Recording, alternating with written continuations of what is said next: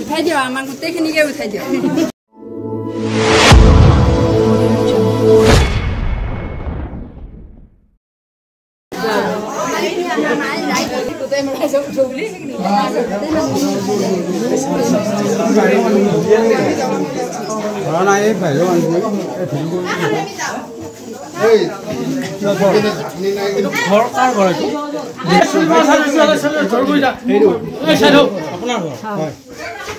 এই ঠাইখিনিৰ নাম কৈ দিয়ক চবে ৰাইজক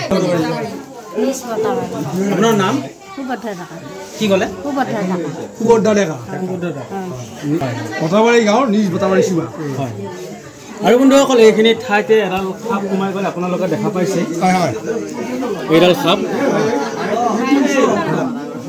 আৰু বন্ধুসকল চাওক এই শ্ব'কেছটোৰ ভিতৰতে এই সাপডাল আজি সোমাই গ'ল কাৰণ বন্ধুসকল এতিয়া বাৰিষা ছিজন কাৰণে সাপে ওখ ঠাই বিচাৰি আহে আৰু ওখ ঠাই বিচাৰি আহি খাদ্যৰ অভাৱত মানুহৰ ঘৰত প্ৰৱেশ কৰি যায় এতিয়া আমি এই সাপডাল ধুনীয়াকৈ উদ্ধাৰ কৰিম আৰু আপোনালোককো দেখুৱাম আৰু ইয়াৰে ৰাইজকো দেখুৱাম নে কি কয়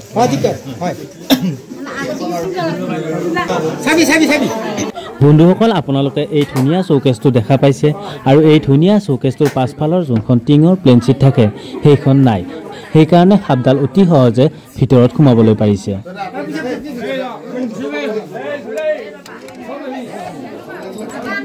সাপডাল ইয়াতে সোমাল কেনেকৈ বাৰু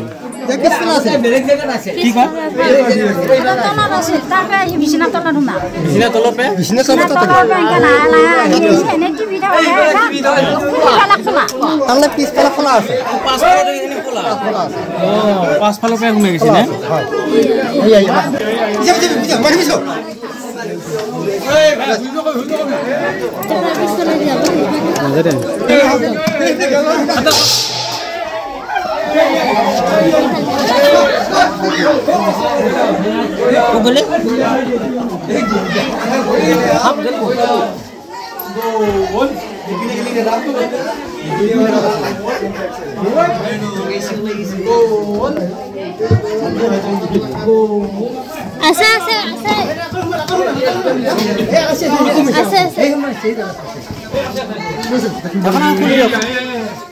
কেমেৰাটো দেখাই থাক কেমেৰাটো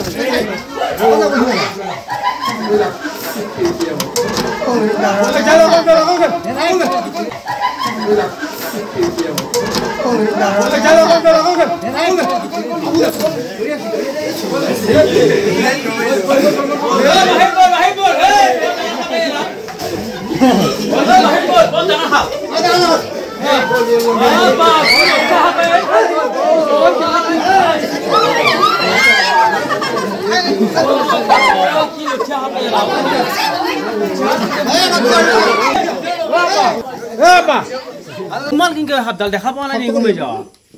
আমি পথাৰত গৈছোঁ যাওঁতে এইফালৰ দিকে এইটো আমাৰ এই ছোৱালীটো নাতিনীটো আহিছে তাই আমি পথাৰতে আছোঁ আহি আমি হেৰি তালা মাৰি যাওঁ তাকো আমাৰ দাদাৰে ঘৰে তাকো আমাৰ ভাই তাতে থাকি সিহঁতে গণেশ এই হেৰিটো খুলি দিলে দৰ্জাখন খুলি দিওঁতে তাই হেৰি কৰোঁতে দেখা পালা দেখা পাই পেলাই আনাৰ তলত পৰি আছিল তাৰপৰাই আমি যাওঁ বুলি ভাবি ভাত তাত ৰান্ধি খোৱাৰ পিছত আকৌ হেৰি ফেনেল দিলোঁ কিবা কিবি কৰিলোঁ কৰি আৰু ব্যস্তমতে থাকিলোঁ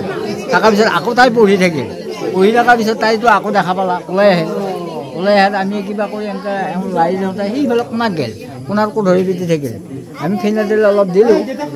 আৰু আমাৰ এটা ভনী দৈ আছে তেওঁ আহি এনেকৈ দিলোঁ দিয়াৰ পিছতে ওলাই আহি এইফালে যাব আহোঁতে এই ভালুকীটাৰ মানুহ আছে মানুহকেইটাই ভুলি আকৌ যাই পেলাই সেনেকৈ যাই পেলাই এটা সোমোৱাৰ পিছত আমাৰ মানে হেৰি হৈছে মানে চোতাল ভৰ্তি হৈছে চোতাল ভৰ্তি হৈ পেলাই মানুহবিলাকে এনেকৈ চাই আছে ক'ত ফোন কৰিছোঁ মঙলতো ফোন কৰিলোঁ এনেকৈ ফোন কৰি মোৰ ভাত দিয়াৰ কাৰণে তাৰপিছত এনেকৈ অপেক্ষা কৰিলোঁ আৰু এতিয়া মানে উদ্ধাৰ কৰাত মই বহুত সুখী হৈছোঁ ভৱিষ্যতৰ কাৰণে জানো এনেকুৱা কাৰোবাৰ অসুবিধা হ'লে উদ্ধাৰ কৰে তাৰ কাৰণে মই তেওঁলোকক মানে আহ্বান কৰিছোঁ সেয়ে মোৰ পৰিচয় সাপডালৰ নামটো কি? সাপ ঘোলাবাৰীয়া সাপ আৰু ইয়াক আমি ইংৰাজীত ৰেড স্নেক বুলি কওঁ হিন্দীত এই সাপডালক ধামান বুলি কয় আৰু বাঙালী ভাষাত ইয়াক দাৰাইজ বুলি কয় আৰু কিছু কিছু জাগাত ইয়াক মুচৰা গম বুলি কয় আৰু কিছু কিছু জাগাত ইয়াক লহুঙা গম বুলি কয় আৰু এই সাপডাল খেতিয়কৰ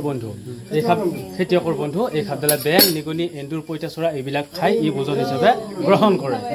আৰু এই সাপডাল হৈছে সম্পূৰ্ণৰূপে অবিষাক্ত সাপ নন ভেনমাছ স্নেক বুজি পাইছে না বাইদেউহাত আজি দেখোন বহুত মানুহ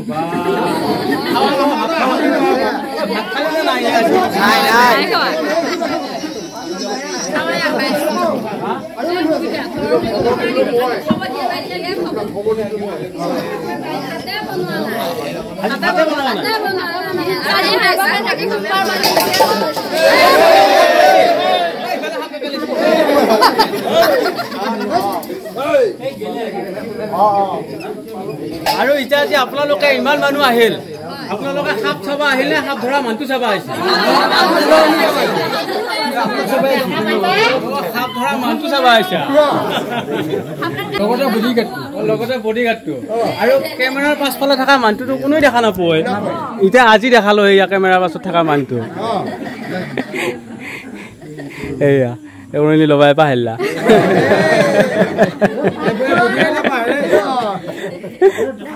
এইবাৰ দেখা পাতিছা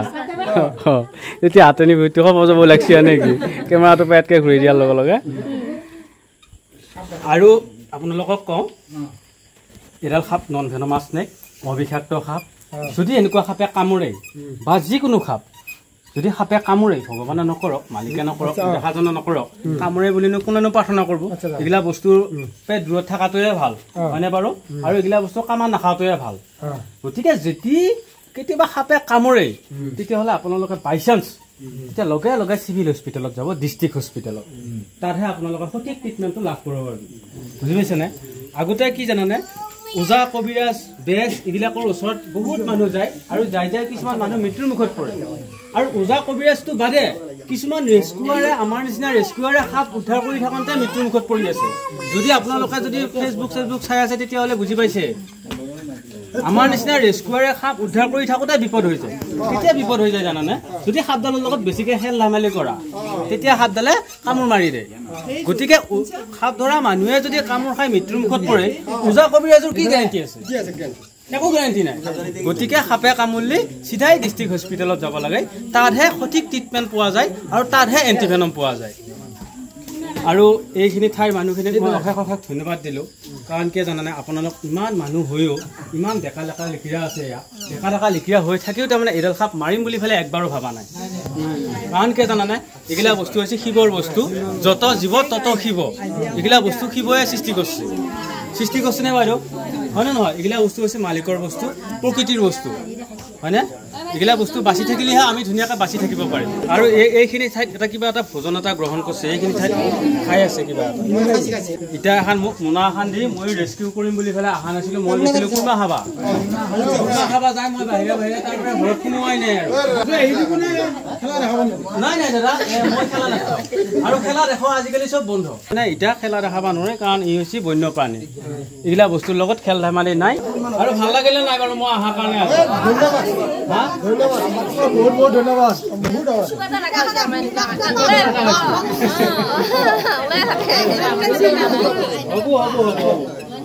আমি যেনেকৈ সাপ উদ্ধাৰ কৰি আছোঁ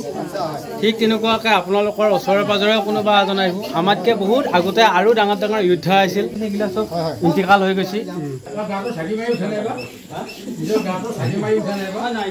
মই সকলোতে সৰুৰ পৰাই দেখা হৈছোঁ মালিকে ৰাখছি হয় নহয় ভগৱানৰ আশীৰ্বাদত ৰাইজৰ আশীৰ্বাদত মালিকে ৰাখছি ধুনীয়াকৈ আছোঁ আপোনালোকক সহায় কৰি আছোঁ আৰু আপোনালোকে আশীৰ্বাদ কৰিব যাতে মোক কেতিয়াও একো নোহোৱে হয় নে নহয় ৰাইজৰ আশীৰ্বাদটো বহুত ডাঙৰ বস্তু চাৰিটা য'ত ভগৱান ত'ত হয় নে নহয় ঠিক তেনেকুৱাই ৰাইজৰ আশীৰ্বাদ হ'লে আৰু কথা নাই আমাক ভুলি খত মাৰিলে হয়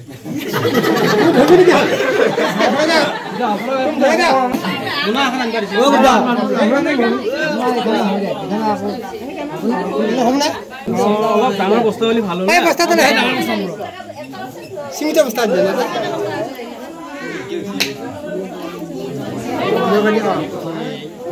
ঠিক আছে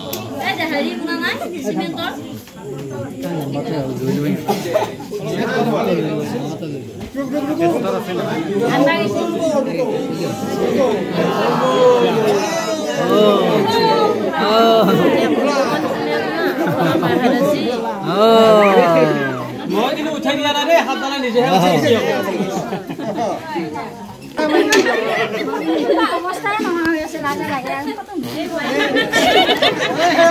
ভাই সাপ দেখা পাই পাত গৈছি নেকি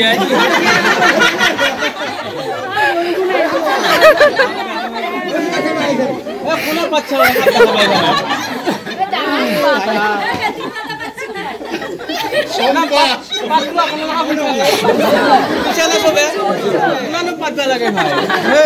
আমাৰ মানুহ আছে ভয়তে পাচ্ছি ৰে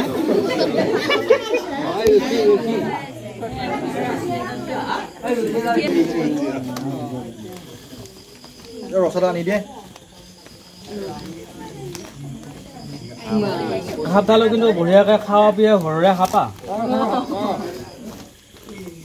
ধনী মানুহ সাপৰ নিচিনা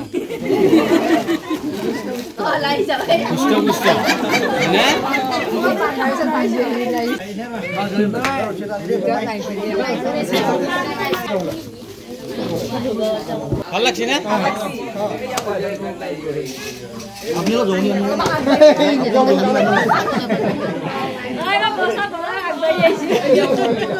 হাতখন ধুই লওঁ চাবোনেদি ধুনীয়াকৈ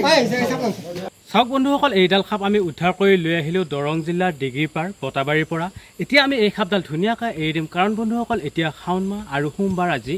এতিয়া আমি এই সাপডাল ধুনীয়াকৈ এৰি দিম জংঘলত কাৰণ ইয়াৰ যিখিনি জীৱন বাকী আছে সেইখিনি জীৱন মানুহৰ ঘৰে দুৱাৰে পাৰ নকৰি ধুনীয়াকৈ জংঘলত পাৰ কৰাব পাৰিব আৰু বন্ধুসকল এইডাল সাপক আমাৰ হাতী খোৱা অসমীয়া মানুহখিনিয়ে বহুত অন্ধবিশ্বাস আছে আৰু এই সাপডালৰ মানুহে কয় নাইকতা আছে আৰু নাইকতাৰে পিন্ধিলে মানুহ মৃত্যুৰ মুখত পৰে সেইটো বন্ধুসকল সম্পূৰ্ণৰূপে ভুল ধাৰণা মিছা কথা আৰু বন্ধুসকল এই সাপডালক কিছুমানে কলিফেটি বুলি এনেই এই সাপডালক মাৰি পেলায় সেইকাৰণে বন্ধুসকল কোনো সাপকে আপোনালোকে মাৰি নেপেলাব তাত হিন্দুৱেই হওক বা মুছলমানেই হওক জীৱ হত্যা মহাপাপ এতিয়া আমি ধুনীয়াকৈ সাপডাল এৰি দিম চাওকচোন বাৰু চাওক বন্ধুসকল এয়া ধুনীয়া জংঘল আৰু ইয়াতে এই ধুনীয়াকৈ পাৰ কৰাব পাৰিব আৰু বন্ধুসকল এইটো হৈছে মেইন ৰাস্তা আৰু মেইন ৰাস্তাৰ সেইফালেদি কোনো ধৰণৰ মানুহ নাই আৰু ইফালে আছে নদী সেইকাৰণে আমি ধুনীয়াকৈ এইখিনি ঠাইতে সাপডাল ৰিলিজ কৰি দিলোঁ কাৰণ ইয়াৰ যিখিনি জীৱন বাকী আছে সেইখিনি জীৱন জংঘলত পাৰ কৰাবৰ কাৰণে আৰু বন্ধুসকল আমি ভিডিঅ' বনোৱাৰ মেইন উদ্দেশ্য হৈছে আপোনালোকক সজাগ কৰিবৰ কাৰণে কাৰণ বন্ধুসকল য'ত ভয় থাকে ত'ত অন্ধবিশ্বাস থাকে আৰু অন্ধবিশ্বাস য'ত থাকে ত'ত কুসংস্কাৰ থাকে সেইকাৰণে বন্ধুসকল এই ভিডিঅ' বনাই আপোনালোকক সজাগ কৰিবৰ কাৰণে চেষ্টা কৰি আছোঁ আৰু এইবিলাক সাপক লৈ পেলাই বহুত অন্ধবিশ্বাস আছে আৰু অন্ধবিশ্বাস থাকে মানে সাপৰ লগত কুসংস্কাৰো আছে সেইকাৰণে আপোনালোকক সজাগ কৰিবৰ কাৰণে চেষ্টা কৰি আছোঁ আৰু যদি চাই ভিডিঅ'টো ভাল পালে তেতিয়াহ'লে ভিডিঅ'টো যিমান পাৰে শ্বেয়াৰ কৰি নজনা মানুহকো জানিবলৈ সুবিধা কৰি দিয়ক আৰু বন্ধুসকল কেতিয়াবা যদি বিষাক্ত সাপে কামুৰি দিয়ে তেতিয়াহ'লে আপোনালোকে যদি হস্পিটেলত নোযোৱাকৈ থাকে তেতিয়াহ'লে মৃত্যু হোৱাটো নিশ্চিত ধন্যবাদ জয় আই অসম